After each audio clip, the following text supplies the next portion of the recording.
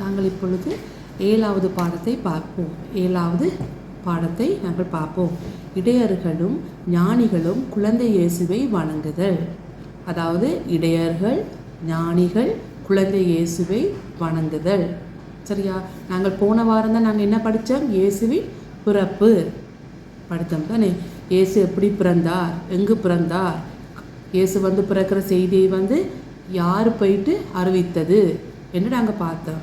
இயேசு பிறக்கிற செய்தியை யார் அறிவித்த தேவதூதரோட பேர் என்னது? காபிரியேல்னு படித்தோம் தானே. இயேசு எங்கு பிறந்தார்? பெத்லெஹேம் ஊரில். அதாவது பெத்லெஹேம் ஊரில் எந்த இடத்துல பிறந்தார், எவ்வாறு இடத்துல பிறந்தார்? மாட்டு தொழுவத்தில் ஏழ்மையான முறையில் ஏழை கோலமாக பிறந்தாரு நாங்கள் பார்த்தோம் தானே. இப்போ நாங்கள் இன்றைக்கி படிக்க பார்க்குற பாடம் இயேசுவை பிறந்த பிறகு யார் யார் போயிட்டு பார்த்தார்கள். இதன் மூலம் நாங்கள் என்ன படிக்க போகிறோம், எங்களோட எப்படி பிறந்தார், என்ன மாதிரி எங்களோட வாழ்க்கைக்கு இது எவ்வளவு முக்கியமான ஒரு பகுதி என்று நாங்கள் படிக்க போகிறோம். இதுக்குரிய வேத பகுதியை நாங்கள் முதல்ல போயிட்டு பார்ப்போம். சரியா? வேத பகுதி லூக்கா 2ஆம் அதிகாரம் 8ஆம் வசனத்திலிருந்து 20ஆம் வசனம் வரை. லூக்கா 2ஆம் அதிகாரம் 8ஆம் வசனத்திலிருந்து 20ஆம் வசனம் வரை. இன்னொரு வேத பகுதியும் இருக்குது. மத்தேயு 2ஆம் அதிகாரம் 9ஆம் வசனத்திலிருந்து 11ஆம் வசனம் வரை. மத்தேயு 2ஆம் அதிகாரம் 9ஆம் வசனத்திலிருந்து 11ஆம் வசனம் வரை.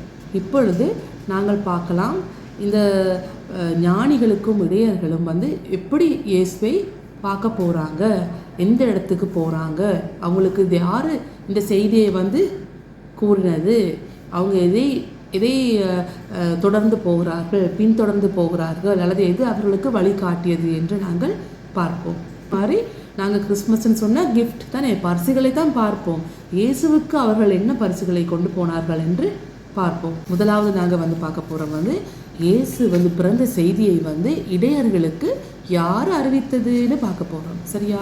யார் அறிவித்ததுன்னா தேவதூதர் இடையர்கள் அந்த காலத்தில் ரா காலங்களில் என்ன செய்வாங்க, வயல்வெளிகள் அந்த காலத்தில் விவசாயம் தான் செய்தாங்க. இப்படியெல்லாம் ஆஃபீஸ்களுக்கெல்லாம் போயிட்டு வேலை செய்யல ஆட்கள்.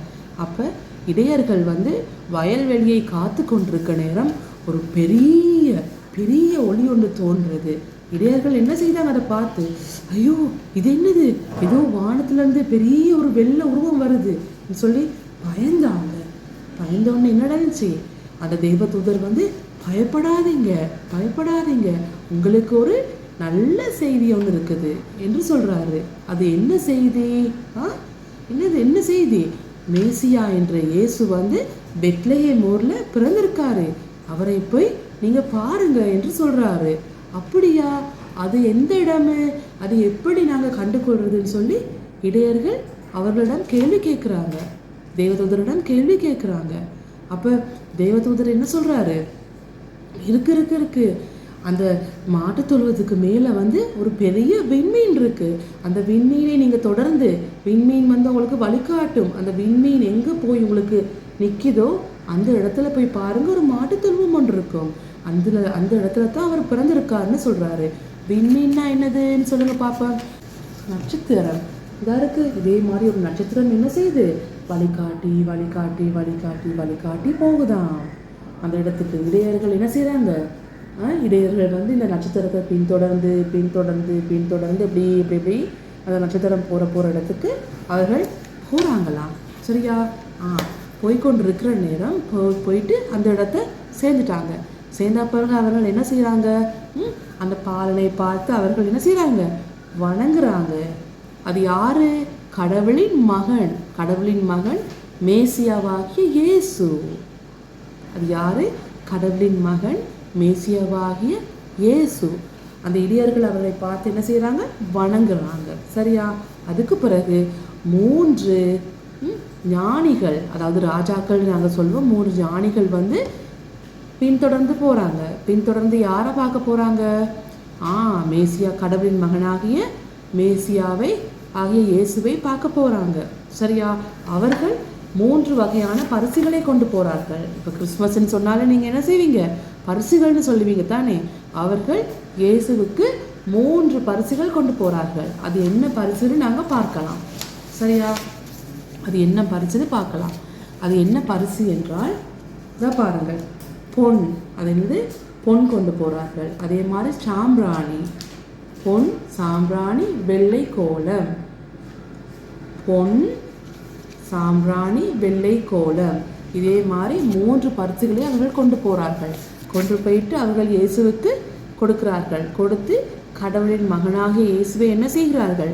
பணிந்து கொள்கிறார்கள். பணிந்து கொண்டு வணங்குகிறார்கள் என்று நாங்கள் பார்க்கிறோம்.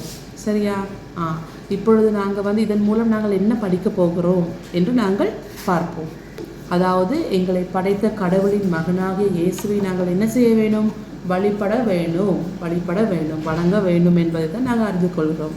அவரை நாங்கள் வழிபடுவதற்கு நாங்கள் என்ன செய்யலாம்?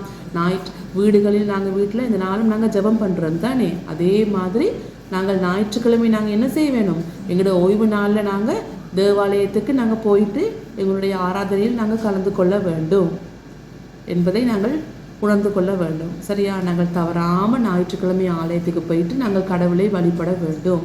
அதே மாதிரி கடவுளின் மகன் தான் இயேசு. நாங்கள் அவரை நோக்கி நாங்கள் என்ன செய்யலாம்? ஜெபம் பண்ணலாம். ஜெபம் பண்ணி நாங்கள் அவரை குறித்து நாங்கள் நிறைய கதைகள் இருக்குது. கதைகளின் மூலம் நாங்கள் அவரை குறித்து நாங்கள் அறிந்து கொள்ளலாம். அறிந்து கொண்டு நாங்கள் என்ன செய்ய வேண்டும்? அவரை நாங்கள் இறைமகன் இயேசு என்று உணர்ந்து அவரை வழிபட வேண்டும். இதுதான் நாங்கள் இந்த பாடத்தின் மூலம் நாங்கள் கற்றுக்கொள்கின்ற விடயம். இதற்குரிய மரண வசனம் என்ன என்று நாங்கள் பார்ப்போம். மத்தேயு 2ஆம் அதிகாரம் 2ஆம் வசனம். மத்தேயு 2ஆம் அதிகாரம் 2ஆம் வசனம். வசனத்தை பார்க்கலாம். அவரது விண்மீன் ஏலக் கண்டோம், அவரை வணங்க வந்திருக்கிறோம் என்றார்கள். அவரது விண்மீன் ஏலக் கண்டோம், அவரை வணங்க வந்திருக்கின்றோம் என்றார்கள். இந்த வசனத்தை கூறியது யாரு?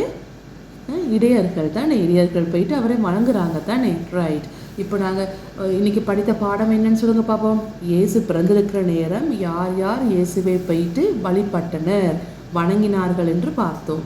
யார் முதல்ல சென்றது? இடையர்கள். இடையர்கள் போயிட்டு இயேசுவை வணங்கினார்கள். இடையர்களுக்கு வழிகாட்டியது யாது? எது வழிகாட்டியது? விண்மீன். விண்மீன் விண்மீன்னா என்னது? நட்சத்திரம். விண்மீன் என்ன செய்து இடையர்களுக்கு வழிகாட்டி இயேசு எங்கு பிறந்திருக்கார் என்று வழிகாட்டியது தானே. அதுக்கு பிறகு 3 பேர் போனாங்க. அந்த 3 பேர் யாரு? 3 ஞானிகள் போனார்கள் தானே. ரைட். 3 ஞானிகள் அல்லது நாங்கள் 3 ராஜாக்கள்னு நாங்கள் சொல்லுவோம். சரியா? போனார்கள். அவர்கள் என்னென்ன பரிசு கொண்டு போனாங்க இயேசுவுக்கு? சொல்லுங்க பாப்போம். பொன் சாம்பிராணி வெள்ளை கோலம், பொன் சாம்பிராணி வெள்ளை கோலம் ஆகிய 3 பரிசுகளை எடுத்துக்கொண்டு இயேசுவுக்கு கொண்டு போய் கொடுத்து அவர்கள் இயேசுவை என்ன செய்தார்கள்? வணங்கினார்கள். இதுதான் நாங்கள் இன்னைக்கு படித்த பாடம். நன்றி. இந்த வீடியோவை பார்த்தவங்க எல்லாருக்கும் நன்றி.